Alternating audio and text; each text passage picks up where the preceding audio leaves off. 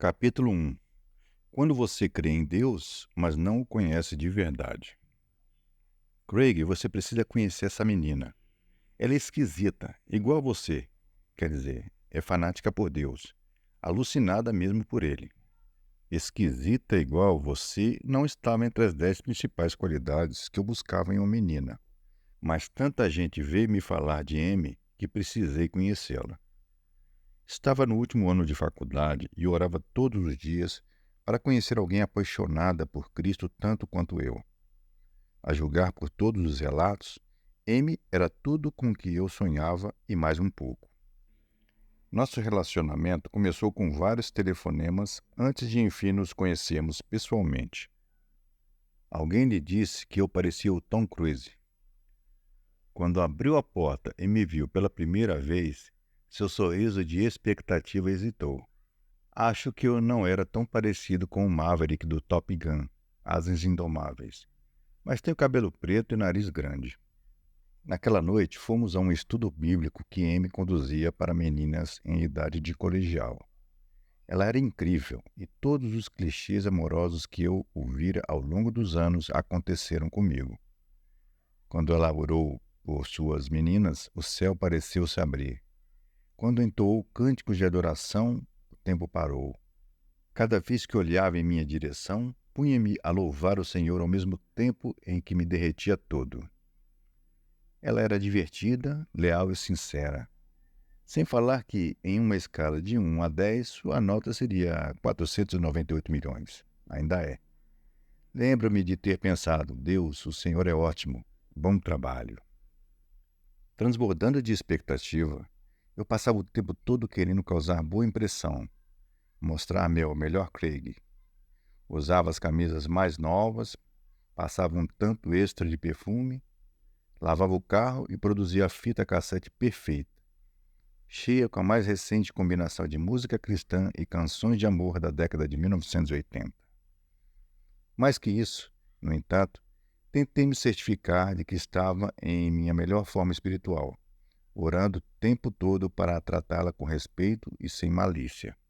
6 meses depois do primeiro encontro com Amy, pedi-lhe a mão na igreja, diante de todos os nossos queridos. Graças a Deus ela disse sim. Do contrário, teria sido constrangedor. 5 meses mais tarde, casamo-nos. Isso foi há 19 anos. Hoje, nosso casamento tem idade oficial suficiente para sair de casa e se mudar para o campus de uma faculdade. Durante todo esse tempo, aprendi a conhecer Amy melhor do que qualquer outra pessoa no mundo. Em uma sala com 40 mulheres falando ao mesmo tempo, sou capaz de identificar a voz dela. Se entrar em um saguão abarrotado de gente, com pessoas espremidas umas contra as outras, meus olhos encontram os delas no mesmo instante. Conheço seu cheiro e basta uma lufada que o traga até mim para pensar nela pelo resto do dia. Sei qual é a sua cor, sua música, seu prato favorito e de qual das minhas camisas ela mais gosta. Apesar de nos conhecermos tanto assim, mesmo depois de quase 2 décadas, nossa intimidade continua a crescer. Estamos o tempo todo aprendendo a estabelecer conexões e a nos comunicarmos em maior profundidade. Quase sou capaz de ler sua mente. Surge uma situação em que ela não está presente e sei exatamente o que Amy faria. Conheço seus valores. Sei como ela processa suas decisões. Compartilhamos uma história, acontecimentos, experiências, um monte de crianças. E nos amamos. Cremos um no outro. Em resumo, conhecemos-nos. Crer versus reconhecer. Pesquisa do Gallup concluiu que 94% dos norte-americanos afirmam crer em Deus ou em um espírito universal. Todavia, um rápido folheio das Escrituras e nossa cultura deixa bastante evidente que não chega nem perto de 94% o percentual dos que conhecem a Deus. Quero dizer, conhecem-no de verdade, na sua intimidade. Crença não é o mesmo que conhecimento pessoal. Para muita gente, a simples ideia de que se pode conhecer a Deus em nível de relacionamento parece improvável, irreal, inatingível. Parte da confusão nasce do fracasso em reconhecer os diferentes níveis de intimidade quando se trata de conhecer a Deus. Alguns de nós conhecem a Deus só de reputação, como quando um amigo próximo nos fala de determinada moça ou rapaz. Podemos saber alguma coisa sobre ele, talvez por termos ido à igreja umas poucas vezes, ou porque nos contaram algumas histórias da Bíblia, ou por termos um versículo favorito em um ímã de geladeira. Mas tudo isso não passa de conhecimento de segunda mão. Outros conhecem a Deus como uma lembrança. Experimentamos de verdade sua bondade, sua graça e seu amor no passado. Como aconteceu há pouco tempo, quando topei com um velho companheiro de faculdade. Há 20 anos éramos inseparáveis. Assistíamos às aulas juntos, praticávamos esporte juntos e conhecemos a Cristo juntos. Depois que nos formamos, perdemos contato. Conheci-o anos atrás, mas não posso dizer que o conheço agora. E outros ainda conhecem a Deus na intimidade, aqui, agora, neste exato momento. Esse é o tipo de conhecimento amoroso que Deus promete para quando buscamos. Quando tivermos sede de Deus, Ele nos satisfará. E, se continuarmos a buscá-lo, passaremos a conhecê-lo em intimidade cada vez maior. Ao ouvirmos a sua voz, nós a reconheceremos no mesmo instante. Falaremos com Deus o tempo todo e sentiremos sua falta quando as circunstâncias nos distraírem de sua presença. Construiremos uma história juntos, acumulando casos e mais casos de experiências compartilhadas. Amaremos a Deus, confiaremos em Deus. Conheceremos a Deus. Não conhecer a Deus. Talvez você esteja pensando, eu creio em Deus, não basta? Quer dizer, muita gente nem crê em Deus, mas eu creio. Não é o que Ele quer de mim? Perguntas muito justas. Mas crer não é tudo o que Ele deseja de nós. O livro de Tiago diz que até os demônios creem em Deus. No entanto, tremem por saberem que estão separados dele e não podem se relacionar com ele. Evidentemente, portanto, ser cristão é mais do que só crer em Deus. Na minha infância e adolescência, minha família era o que eu chamaria de cristãos culturais. Íamos à igreja no Natal e na Páscoa, ajudávamos um vizinho em necessidade, doávamos comida enlatada nas campanhas que visavam a dar de comer aos menos favorecidos. Orávamos no almoço do dia de ação de graças. Nada muito além disso. Embora eu cresça em Deus, tudo que sabia era sobre Ele e muito pouco. Não o conhecia. E por não o conhecer, como melhores amigos ou cônjuges se conhecem, vivia de acordo com minhas regras. Os atos que praticava revelavam minha falta de conhecimento íntimo de Deus. De acordo com 1 João 2, 3 e 4, sabemos que o conhecemos se obedecemos aos seus mandamentos. Aquele que diz, eu o conheço, mas não obedece aos seus mandamentos, é mentiroso, e a verdade não está nele. Severo demais? Prefiro considerar direto e honesto. Dito com sinceridade por alguém que se importa de verdade e quer o melhor para nós. Precisamos ter em mente que os mandamentos de Deus são de amor. O que Ele pede para seus filhos fazerem, coisas como praticar a justiça, amar a misericórdia e andar com humildade, é o que desejamos fazer de um jeito ou de outro, ao menos em nossos melhores momentos. Somos criados para servir de exemplo vivo do amor de Deus para com um mundo ferido. Deus se importa como vivemos. Um relacionamento com Ele resultará naturalmente em atos e atitudes diários. Assim, se você parecer bom, significa que é bom, certo? Bem, talvez não. Conhecer a Deus pode levar a um estilo de vida positivo, mas o contrário não é verdadeiro. Nossos atos exteriores isolados não provam que desfrutamos de um relacionamento íntimo com Deus. Só porque praticamos o bem não quer dizer que conhecemos aquele que é bom. Como quando ouvi Amy pela primeira vez. A princípio não a conhecia, mas tentei fazer que isso acontecesse. Se não fizesse nenhum esforço, nunca nos conheceríamos de fato. Precisamos nos esforçar para conhecer a Deus. Ele está interessado não só em nossos atos, mas também em nosso coração. Acima de tudo, em nossa atitude para com Ele. Nossas boas obras transbordam do fato de o conhecermos? Ou vivemos como se Ele apenas nos observasse e ficasse ticando nossas realizações em uma espécie de lista de tarefas celestial? Você ganha uma estrela por ir à igreja? Por ser bom? Por doar dinheiro para a filantropia? Alguns de nós tentam fazer por merecer a aceitação divina sem conhecer de fato o coração de Deus. E, depois que a vida acabar, Jesus lhes dirá: vocês não quiseram saber de se relacionar comigo. Vão embora. Um número incontável de pessoas bem-intencionadas crê em Deus, mas não o conhece pessoalmente. Muitos de nós se enquadram nesse grupo. Ou então achamos que somos cristãos porque, bem, budistas é que não somos. Cremos em Deus, mas nossa vida não reflete quem Ele de fato é. Sem conhecer a Deus muito bem. Você já ouviu falar de George Brett, o lendário jogador de beisebol da terceira base, que atuou na equipe do Kansas City Royals? Quando eu era criança, colecionava todo o cartão de beisebol de George Brett que lançavam e sabia tudo sobre sua carreira. Em 1988, disputei o campeonato de tênis da NAIA, Associação Nacional de Atletismo Intercolegial, em Kansas City. Passeando pelo centro da cidade, vi George Brett sentado a uma mesinha de calçada de um café. Não pude evitar. Aproximei-me dele, estendi a mão e anunciei: sei que isso acontece com o senhor o tempo todo. Sinto muito. Só precisava dizer que o senhor é o cara. Em 1980, o senhor rebateu ponto .390, quase mais de ponto .400, que significaria bater o recorde de Ted Williams em 1941.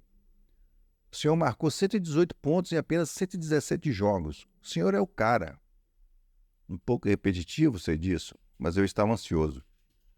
Ora, nunca me encontrara pessoalmente com George Brett, mas tinha informações sobre ele. Ouvira dizer que era arrogante e rude. Por minha experiência, no entanto, ele é o oposto disso. Você sabe tudo isso sobre mim? Ele perguntou. Oh, eu mal comecei. Impressionante. Por que não se senta aqui conosco? Vamos conversar um pouco.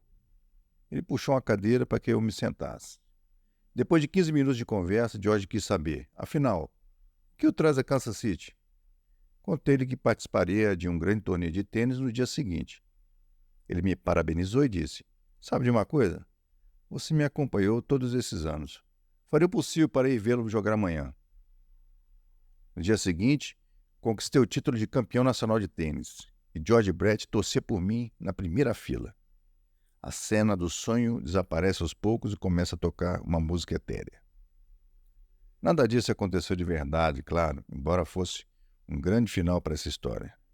A realidade é que George não apareceu, eu perdi na segunda rodada e fui embora me sentindo massacrado.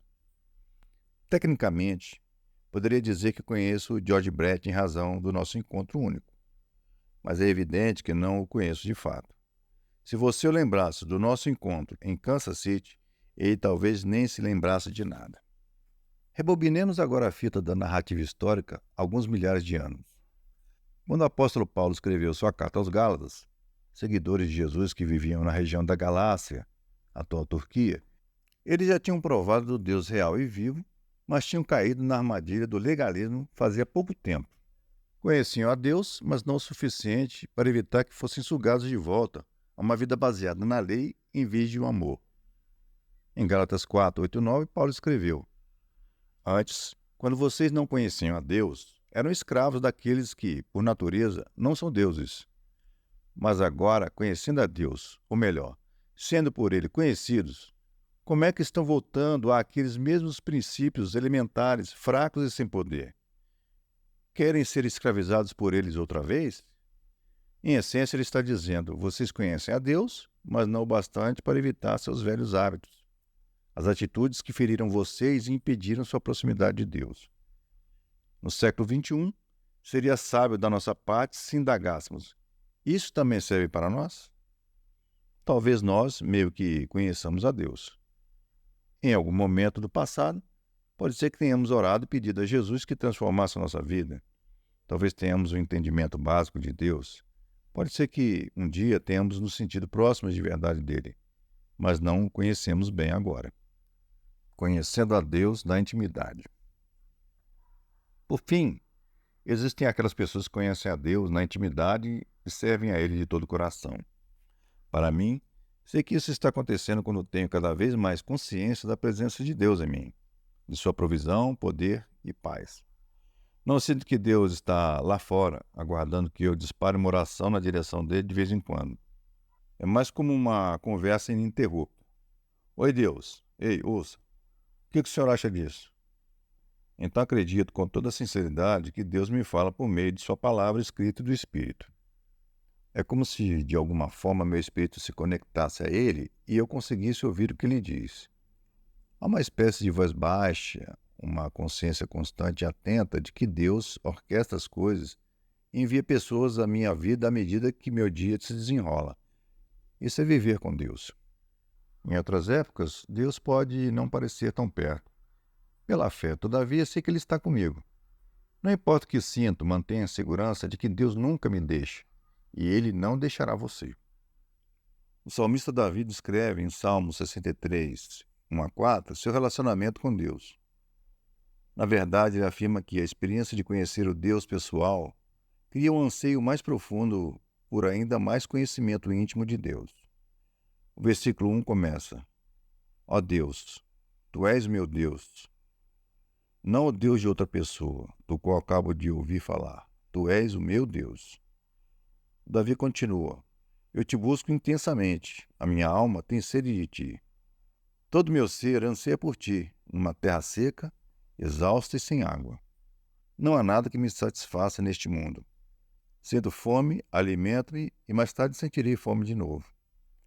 Só Deus pode satisfazer plenamente. Eu o amo tanto, Deus, que anseio por ti, necessito mais de ti. Você já sentiu esse tipo de amor por alguém? Longe, mal pode esperar para estar com a pessoa de novo.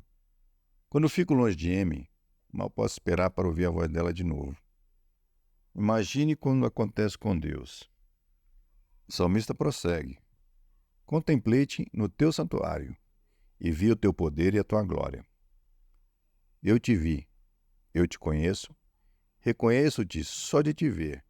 Sei como és, teu poder e majestade limitados, o fulgor repentino do teu esplendor, tua beleza, tudo isso é maior do que eu sou capaz de imaginar ou descrever.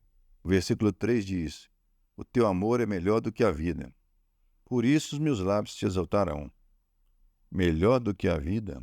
Ele está dizendo que, se eu tivesse de escolher ficar com o amor de Deus e assistir à morte do meu corpo mortal, ou perder seu amor e viver, eu escolheria morrer. Próximo versículo. Enquanto eu viver, te bendirei, e em teu nome levantarei as minhas mãos. Nunca mais serei o mesmo. Fui transformado, tão dominado por ti que não me constrange em fazer seja o que for para me expressar diante de ti. Não consigo manter as mãos paradas. Vou estendê-las na tua direção. Sorrirei, jogarei a cabeça para trás e me aquecerei em tua glória magnificente. O nome diz tudo. A maioria dos historiadores bíblicos concorda que Davi também escreveu Salmos 9, 10, que afirma em relação a Deus: Os que conhecem teu nome confiam em ti. Como você chama Deus? A maneira de você dirigir-se ou referir-se a Ele pode revelar o quanto é profunda a sua intimidade, ou a falta dela. Deixe-me ilustrar. Como você me chama revela claramente o quanto me conhece bem, até se de fato me conhece. Meu telefone toca. Atendo. Do outro lado da linha você diz: Boa tarde, Sr. Grushaw. Gostaria de conversar um pouco sobre o serviço telefônico que o senhor recebe. Uma coisa eu posso dizer de imediato: você não me conhece. Não sabe nem pronunciar meu nome. Ou minha esposa e eu vamos a um restaurante e digo meu nome à recepcionista enquanto aguardamos uma mesa. Depois de poucos minutos, ela chama: Grushaw, mesa para dois. A recepcionista sabe meu nome como pronunciá-lo, mas nunca nos víramos senão há poucos instantes. Não nos conhecemos de verdade. Se você me chama de Pastor Craig, as chances de que saiba alguma coisa a meu respeito são maiores. Sabe o que faço, talvez me tenha ouvido falar e esteja familiarizado com alguns dos meus temas prediletos e com minha franqueza. Mas o uso que você faz do meu título não quer dizer que me conheça pessoalmente. Você poderia chamar-me só de Craig e eu presumiria que você me conhece ainda melhor. Meus amigos me chamam de Craig. Somos próximos. Contudo, se me chamar de Grush, Isso quer dizer que somos amigos há muito tempo. Quer dizer que temos histórias. E você prometeu não as contar. Grush data de pelo menos 20 anos atrás. Há ainda aqueles que têm direitos exclusivos a poucas formas de tratamento especiais, bem mais íntimas. São 6 pessoinhas lindas, muito caras para mim, as quais permito que até subam no meu colo. Elas esfregam as mãos no meu rosto e dizem coisas como: "Você precisa fazer a barba", e "Você é o máximo", ou "Posso comer a bala?". Chama-me de papai. Conhece-me muito bem do que quem me chama de Grosh. O nome revela a intimidade. Como você chama Deus? O cara lá do céu? O homem do andar de cima? Querido bebê Jesus de 3,8 kg? Então você não o conhece. Esses títulos podem ser inteligentes ou engraçados, mas com certeza não são íntimos. Se você conhece Deus, é provável que seja bem mais específico com Ele. As palavras que usa devem refletir com precisão seu nível de conhecimento dele. Talvez ele o tenha perdoado graciosamente por 2 décadas de pecados e você, agradecido, o chama de Salvador. Talvez ao orar você o chame de médico dos médicos, porque ele curou seu coração partido. Ou de consolador, porque ele está do seu lado sempre e serve de companhia em sua tristeza. Ou de minha fortaleza, rocha ou força. Talvez quando se viu acuado, sem ter para onde se voltar, com os credores telefonando sem parar, ele tenha sido seu provedor. Se você é mulher e o homem de sua vida a abandonou, pode chamá-lo de marido. Quando se sente completamente só, pode ser que você o chame de amigo. Talvez seu pai terreno nunca tenha sido presente em sua vida e para você, Deus é pai. Como você chama Deus? Sua resposta pode ser um indício de como você o conhece bem ou não. O melhor está por vir. É hora de ser honesto comigo mesmo e com Deus. Você o conhece? Se sim, até que ponto? Se admite com sinceridade que não conhece, identifico-me com você. Por tempo demais acreditei em Deus, mas não o conheci. Agora o conheço. E conhecê-lo me absolve por completo. Faz que cada momento vale a pena. Deus tem transformado sua vida? Você é diferente em razão dele? Se não, talvez seja um cristão ateu. Deus o ama e deseja ardentemente revelar-se a você. Para nossa infelicidade, o pecado nos separa de um Deus santo. E em sua misericórdia e graça, ele enviou seu Filho, Jesus, para se tornar o sacrifício perfeito pelo perdão dos nossos pecados. Jesus, o Filho de Deus sem pecado, fez pecado em nosso favor sobre a cruz. Ele é o Cordeiro de Deus que morreu em nosso lugar. Romanos 10,13 diz: todo aquele que invocar o nome do Senhor será salvo. Todo inclui você e eu. Se não o conhece, você pode passar a conhecê-lo. Se um dia já esteve perto dele, pode voltar a essa posição. Conhecê-lo não é difícil e nada tem a ver com o cumprimento de um monte de regras. Sim, Deus quer sua obediência, porém muito mais seu coração. Ele diz vezes e mais vezes que, se você buscá-lo, o encontrará. Pode acontecer ao ler a sua Bíblia. Ele está aí desde o início. Quando começar a buscá-lo, descobrirá que ele vem correndo em sua direção, filho amado. Aprenda a conhecê-lo e permita que a presença dele impacte cada área de sua vida todos os dias. À medida que o conhecer melhor, você mudará.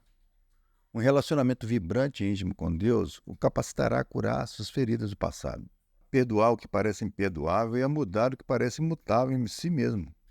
Andar com Deus quebrará o poder do materialismo em sua vida e levará você a uma generosidade radical.